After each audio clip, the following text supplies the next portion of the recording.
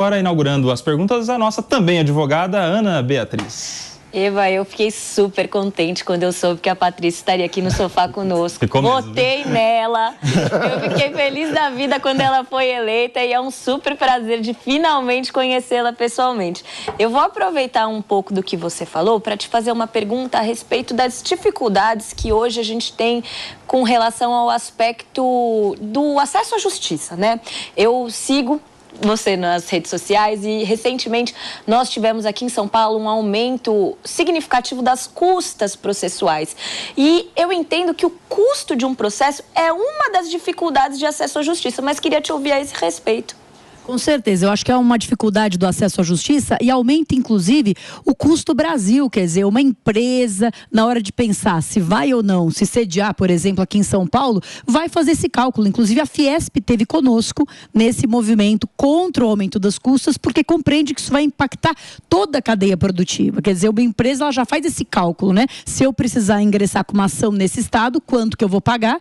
E aí isso já é repassado, digamos, para todos os preços que aquela empresa pratica. Então, acho que é um problema de acesso à justiça, é um problema geral da economia. Nós fomos muito contrários ali, realmente lutamos com todas as forças, porque entendemos que o argumento é falacioso. Eu acho que, Ana, para a gente compreender, né, os argumentos ali para o aumento, era que o judiciário está superlotado, está abarrotado, mas a gente tem que pensar que o maior litigante é o Estado. Mais de 50% dos processos na Justiça Estadual são de execuções fiscais, ou seja, do Estado, e na Justiça Federal são questões previdenciárias envolvendo o INSS. E o Estado não paga custas. Então, na verdade, o Estado ocupa, vamos pensar que a justiça é um serviço, né? Quem paga, quem usa esse serviço tem que pagar. Mas o maior usuário desse serviço, que usa muitas vezes indevidamente, só para protelar pagamentos, né? Aquela história dos precatórios que todos nós conhecemos, o maior usuário não paga e aí essa conta fica dividida entre os advogados, né? E que, na verdade, não são os advogados que também pagam. Quem paga, na verdade, é a pessoa que está acessando a justiça. Então, nós entendemos que o argumento, de fato, era falacioso e isso prejudica. Existe uma lenda urbana aí, Ana, de que todo mundo tem direito à justiça gratuita. Não é bem assim. Os critérios para a justiça gratuita são restritos e o problema é que quem é prejudicado por esse aumento? É a classe média. Como sempre, a história na classe média. O professor, o policial, né, Paty? É isso. O enfermeiro. É o muito rico não vai ligar, né, de aumentar de 1 para 2. Aquele que é muito pobre, que faz uso da justiça gratuita, também não vai ligar. Mas imagina isso, imagina um servidor público que, de repente, tenha que acionar um plano de saúde, uma companhia aérea, ele ganha aí R$4.000 por mês. Ele não vai ter direito à justiça gratuita. Mas se a gente pensar nas custas processuais, ele pode ter que pagar R$400 de custas, R$800 de custas. Puxa, isso é um quarto do ordenado dele. Será que dá para ele pagar? Não vai dar para ele pagar. Então a gente acaba estourando a corda do lado mais fraco e acho que o que nós precisamos pensar mesmo é uma forma de alguma forma, resolver o problema da morosidade do judiciário superlotado, mas não sempre a conta sendo no bolso do cidadão.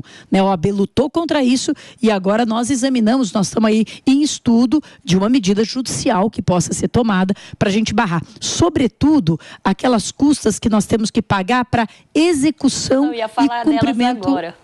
Explica para a nossa audiência, Paty. É o seguinte, imagina que você ali teve um atraso na companhia aérea, você tem um problema de uma tarifa bancária que está sendo cobrada indevidamente, você tem problemas corriqueiros que todos nós temos, né? Você tem aí um problema com o plano de saúde, que não quer te dar um reembolso por uma determinada coisa, você vai lá e processa, né, essa empresa e ganha. Para processar, você já tem que pagar. Tinha que pagar 1% do valor da causa, agora vai ter que pagar 1,5%. Você ganhou. Para executar essa sentença, você vai ter que pagar antecipadamente 2% do que você ganhou. Ou seja, 2% que você ganhou e ainda não recebeu e nem sabe se vai receber.